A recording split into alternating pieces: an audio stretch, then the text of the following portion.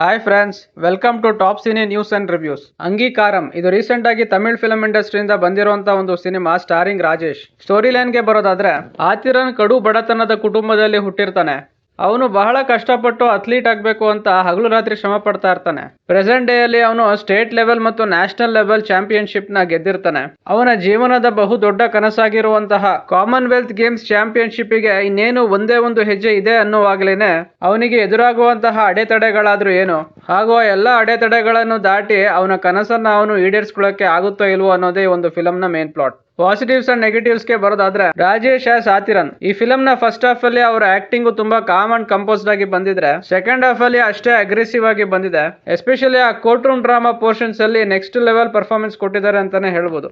ಅವರನ್ನು ಸೇರಿ ಬಾಕಿ ಎಲ್ಲ ಸಪೋರ್ಟಿಂಗ್ ಆಕ್ಟರ್ಸ್ ಸಹ ಆಕ್ಟಿಂಗ್ ವೈಸ್ ತಮ್ಮ ತಮ್ಮ ರೋಲ್ ಗೆ 100% ಜಸ್ಟಿಫಿಕೇಶನ್ ಕೊಟ್ಟಿದ್ದಾರೆ. ಡೈರೆಕ್ಷನ್ ವಿಷಯಕ್ಕೆ ಬರೋದಾದ್ರೆ, ಸ್ಟೋರಿ ರುಟೀನ್ ಸ್ಪೋರ್ಟ್ಸ್ ಡ್ರಾಮಾನೇ ಮಾಡ್ಕೊಂಡಿದ್ದಾರೆ, ಆದ್ರೂ ಅದರಲ್ಲಿ ಯೂಸ್ ಆಗಿರುವಂತಹ ಐಡಿಯಾ ನೆಕ್ಸ್ಟ್ ಲೆವೆಲ್ ಅಲ್ಲಿ ಬಂದಿದೆ ಅಂತಾನೆ ಹೇಳ್ಬೋದು. ಸ್ಟೋರಿ ಅಂಡ್ ಐಡಿಯಾ ವೈಸ್ ನನಗೆ ವರ್ಕ್ ಆಯ್ತು. ಎಕ್ಸಿಕ್ಯೂಷನ್ ಗೆ ಬರೋದಾದ್ರೆ, first half of the film starting ಅಲ್ಲಿ ಒಂದು 15 to 20 ಮಿನಿಟ್ಸ್ ಕಂಪ್ಲೀಟ್ಲಿ ಫ್ಯಾಮಿಲಿ ಮೆಲೋ ಡ್ರಾಮಾನೇ ಮಾಡ್ಬಿಟ್ಟಿದ್ದಾರೆ. ಅಲ್ಲಿಂದ ಸ್ಪೋರ್ಟ್ಸ್ ರಿಲೇಟೆಡ್ ಆಗಿ ಸ್ಟೋರಿ ಒಂದಷ್ಟು ಮುಂದುವರಿಯುತ್ತೆ, ಆದ್ರೂ ಅಲ್ಲಲ್ಲಿ ಮತ್ತೆ ಆ ಫ್ಯಾಮಿಲಿ ಮೆಲೋ ಡ್ರಾಮಾನ ಆಡ್ ಮಾಡಿ ಫಸ್ಟ್ ಹಾಫ್ ತುಂಬಾ ಸ್ಲೋ ಆಗಿ ತಗೊಂಡೋಗಿದ್ದಾರೆ. ಆ ಫ್ಯಾಮಿಲಿ ಮೆಲೋ ಡ್ರಾಮಾನ ಇನ್ನೂ ಸ್ವಲ್ಪ ಕಮ್ಮಿ ಮಾಡಿ ಪ್ರಾಕ್ಟೀಸ್ ಸೆಷನ್ಸ್ ನ ಇನ್ನೂ ಗ್ರಿಪ್ಪಿಂಗ್ ಆಗಿ ತೋರಿಸುವಂತಹ ಎಲ್ಲಾ ಸ್ಕೋಪ್ ಇತ್ತು. ಆದ್ರೆ ಡೈರೆಕ್ಟರ್ ಆ ಪ್ರಾಕ್ಟೀಸ್ ಸೆಷನ್ಸ್ ನ ಜಸ್ಟ್ ಸರ್ಫೇಸ್ ಲೇಯರ್ ಅಲ್ಲಿ ಮಾತ್ರ ತೋರಿಸಿ ಮುಗಿಸಿದ್ದಾರೆ. ಇದರಿಂದಾಗಿ ಆ ಕಾಂಪಿಟೇಷನ್ ಅಲ್ಲಿ ಕ್ಯಾರಿ ಆಗುವಂತಹ ಒಂದು ಎಮೋಷನ್ಸ್ ಆಡಿಯನ್ಸ್ ಗೆ ರೀಚ್ ಆಗಲ್ಲ. ಇಂಟರ್ವಲ್ ಬ್ಲಾಕ್ ಅಲ್ಲಿ ಬರುವಂತಹ ಒಂದು ಟ್ವಿಸ್ಟ್ ಮತ್ತೆ ಪ್ರೀ ಇಂಟರ್ವಲ್ ಬ್ಲಾಕ್ ಅಲ್ಲಿ ಬರುವಂತಹ ಒಂದು 10 to 15 minutes screen play gripping ಆಗಿ ತಗೊಂಡೋಗಿದ್ದಾರೆ. ಅದಷ್ಟನ್ನು ಬಿಟ್ರೆ ಇನ್ನೇನು ಸಹ ಎಂಗೇಜಿಂಗ್ ಆಗಿ ಬಂದಿಲ್ಲ. ಇದರಿಂದಾಗಿ ಈ ಫಿಲಮ್ ನ ಫಸ್ಟ್ ಹಾಫ್ ನನಗೆ ವರ್ಕ್ ಆಗ್ಲಿಲ್ಲ. Second half of the film ಅಲ್ಲಿ ಕೋರ್ಟ್ ರೂಮ್ ಡ್ರಾಮಾ ಸ್ಟಾರ್ಟಿಂಗ್ ಇಂದಾನೆ ಗ್ರಿಪ್ಪಿಂಗ್ ಆಗಿ ಬಂದಿದೆ.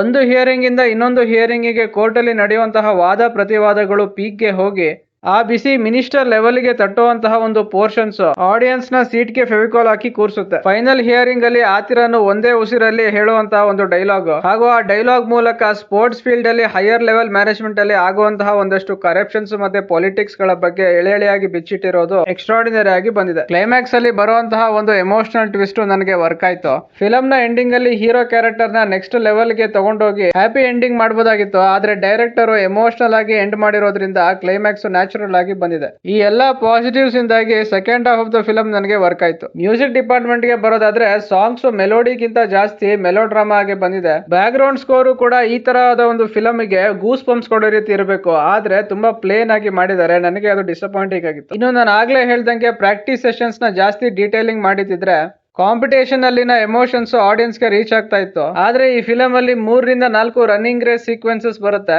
ಅದ್ಯಾವುದು ಕೂಡ ಆಡಿಯನ್ಸ್ ಗೆ ಅಷ್ಟೊಂದು ಇಂಪ್ಯಾಕ್ಟ್ ಮಾಡೋದಿಲ್ಲ. ಇದರಿಂದಾಗಿ ಮ್ಯೂಸಿಕ್ ಮತ್ತು ಆಕ್ಷನ್ ಈ ಎರಡು ಡಿಪಾರ್ಟ್ಮೆಂಟ್ ಗಳು ಈ ಫಿಲಮ್ ಅಲ್ಲಿ ಡಿಸಪಾಯಿಂಟಿಂಗ್ ಆಗಿ ಬಂದಿದೆ. ಫಿಲಮ್ ಸ್ಟಾರ್ಟಿಂಗ್ ಇಂದ ಎಂಡಿಂಗ್ ವರೆಗೂ ಕಾಮಿಡಿ ಮಿಸ್ ಆಗಿರೋದು ಇನ್ನೊಂದು ಈ ಫಿಲಮ್ ನ ನೆಗೆಟಿವ್ ಅಂತಾನೆ ಹೇಳ್ಬೋದು. ಈ ಎಲ್ಲಾ ನೆಗೆಟಿವ್ಸ್ ಮೇಲೆ ಡೈರೆಕ್ಟರ್ ಇನ್ನೂ ಸ್ವಲ್ಪ ವರ್ಕ್ ಮಾಡಿ ಸ್ಕ್ರೀನ್ ಪ್ಲೇ ನ ಬೆಟರ್ ಆಗಿ ಮಾಡಿದಿದ್ರೆ ಈ ಫಿಲಮ್ ನ ಓವರ್ ಆಲ್ ಔಟ್ಪುಟ್ ಇನ್ನು ನೆಕ್ಸ್ಟ್ ಲೆವೆಲ್ ಅಲ್ಲಿ ಬರ್ಬೋದಿತ್ತು. ಓವರ್ ಆಲ್ ಆಗಿ ನನಗೆ ಒಂದು ಫಿಲಮ್ ಸ್ಯಾಟಿಸ್ಫ್ಯಾಕ್ಷನ್ ಕೊಡ್ತು. Top cine news and reviews ಕಡೆಯಿಂದ ಈ ಫಿಲಮ್ ಗೆ ಕೊಡ್ತಾ ಇರುವಂತಹ ರೇಟಿಂಗ್ 3.25 ಔಟ್ ಆಫ್ 5. ನೀವೇನಾದ್ರೂ ಸ್ಪೋರ್ಟ್ಸ್ ಡ್ರಾಮಾನ ಇಷ್ಟಪಡುವಂತಹ ಆಡಿಯನ್ಸ್ ಆದ್ರೆ ಈ ಫಿಲಮ್ ಮಸ್ಟ್ ವಾಚ್ ಅಲ್ಲದೆ ಹೋದ್ರೂ ಒನ್ ಟೈಮ್ ವರ್ತ್ ವಾಚಬಲ್. ಇದಿಷ್ಟು ಈ ಫಿಲಮ್ ನೋಡಿ ನನಗೆ ಅನ್ಸಿದ್ದು. ಯಾರೆಲ್ಲ ಈ ಫಿಲಮ್ ನೋಡಿದಿರಾ ನಿಮ್ಮ ಅನಿಸಿಕೆ ಮತ್ತು ಅಭಿಪ್ರಾಯಗಳನ್ನ ಕಾಮೆಂಟ್ ಸೆಕ್ಷನ್ ಅಲ್ಲಿ ಹಾಕಿ. ರಿವ್ಯೂ ನಿಮ್ಗೆ ಇಷ್ಟ ಆಗಿದ್ರೆ ಲೈಕ್, ಶೇರ್ ಅಂಡ್ ಸಬ್ಸ್ಕ್ರೈಬ್ ಮಾಡಿ. ಸಿಗೋಣ ನೆಕ್ಸ್ಟ್ ವಿಡಿಯೋದಲ್ಲಿ. Thank you.